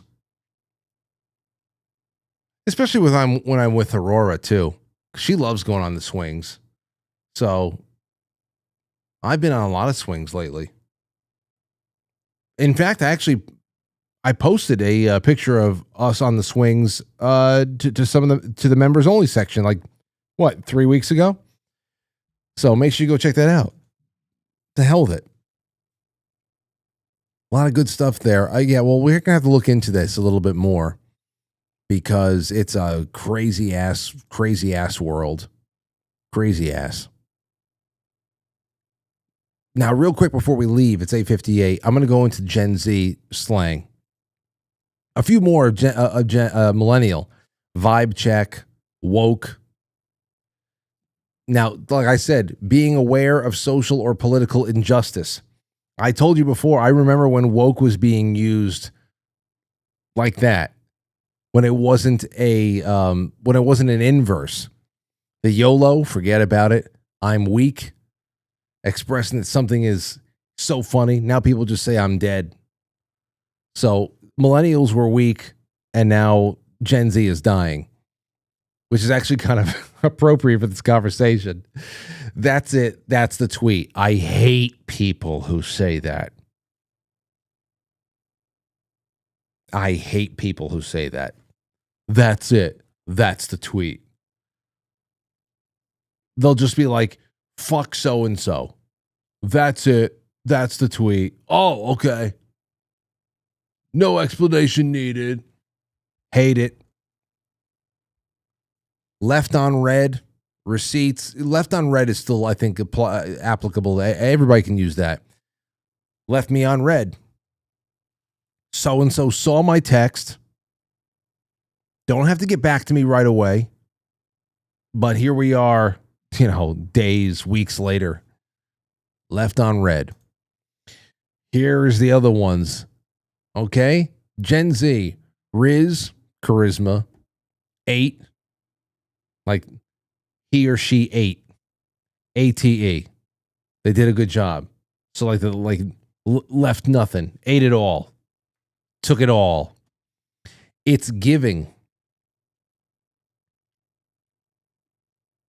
Bet. That bet's been around for a while. Just pretty much bet on it. All right, bet on it. My nephew uses that, but I have a couple of my friends, peers that use it too. Slay. That's millennial as well. Mid. Pretty much mediocre. That's more Gen Z, but a lot of people use it. It's one of those things that checks out. It makes sense. Like some slang is just logical, and it's a little it's fresh. It's a fresh take on something, and it hits like a meme. Slang is linguistic memery. That's just essentially what it is. Let him cook. Just let him do his thing. He's doing great. Don't interrupt him while he's killing it. Bruh. Disbelief. Frustration. I've seen that. I won't be saying it. Don't worry. Delulu. Short for delusional. Cringe. I mean, that's like owned by all. Snatched. Looks very good. Polished or perfect. That's snatched. No, thank you. Snatch meant something else for us. Sus. Short for suspicious. Bussin'. Describes something, usually food, that's being very good or delicious. That's bussin'. You can keep that one too. I don't care. Don't want it. No cap. See, they're using the cap as well. There's crossover. Clout. Well, I mean, that's just a word. I mean, Babe Ruth was the Colossus of clout. So, yeah, I understand it. Doing something for social clout, especially since that has been a social media metric. Okay. I forget actually what Web 1.0, 2.0 service it was, but it was almost like, Social Cloud or something like that, where you can log in with your Twitter and it's going to break down. It's going to break down, your follower count and the interaction and just your general overall health of your channel. That's when clout actually became an internet metric. At least for me, it was. So there's that. Fire, amazing, cool. Well, yeah. Well, we had lit. They have fire. Slaps, that slaps. I guess so. But I won't be using it. Let me see here. Verified. Awkward. Okay, anyway. Well, that's that. There's a little bit more. But we're just getting into what I wanted to see whether or not there was a big. I don't think so. You see, you know what that tells me? I think that the slang is actually a little bit. It's not that different. Some of the Gen Z slang is stupid, but I hate some millennial slang as well. So what it tells me is, yes, they're at a disadvantage for being born into this level of digital social existence that we're in. Whereas we have a foot in the old world and a little bit, but even that's not saving a lot of people. That perspective isn't saving a lot of people. So we're going to have to deal with this going forward. We're going to have to definitely shed standardized testing. We got to find a way to parent. I don't know. Yeah. I don't know. We can't fix the world in one broadcast. We never can. But that's all I have for you right now. And there's a lot more fun stuff to do on the flip side. So please jump into that with me right now. I'm going to put the link in the chat room. But if you can't find the link, then you can just go to quitefrankly.tv and press play, because pilled.net is embedded right there on the front page. So that would be nice. And also, I just want to say again, the big week. We have about a week and a half until the end of the month. Get over to ketobrainz.com and patronize our wonderful, wonderful sponsors who have done so much to keeping us afloat and actually able to make some steps forward in recalibrating the show for the next 20 years. It is a fantastic company that I love using. And if you want to try it, get in touch with me. I'll send you packets of the electrolytes and of the actual creamer itself. Frank at quitefrankly.tv. Say, Frank, I want to try the Keto Brainz, and send me a salty packet as well. You got it. And you're going to love it. Okay? And then you just go out there and use all of the promo codes so you get money off on top of it. And I will see you guys tomorrow night, 7 o'clock. For now, flip side time. Get on over. See you in a bit.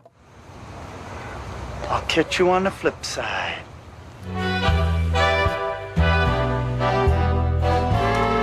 Yes. Quite frankly, is filmed before a live studio audience. And now, our super chatters. Did I miss any? Oh, man, Joricho. Weekly tithing for the raffle. All the best, Frank. Thank you, my friend. Rockman Drums says, appreciate the show, Frank. Always killing it. Thank you, my good man. Jay Britz, Joe Martinez, Tefros, the dude from 1965. It's good to have you out there. Over there on Rumble, we've got one great friend of ours, Dark Heart Hemi. And on Pilled, I'm getting to you guys right now. Don't you worry. You are going to be seen, and seen well.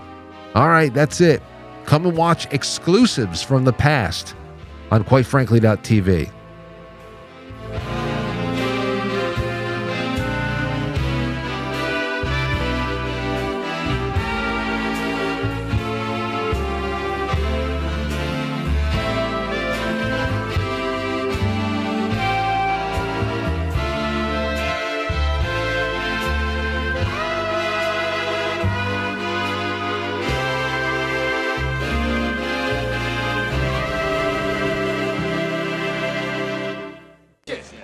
Take care of yourself, baby. By the way, I faked every orgasm.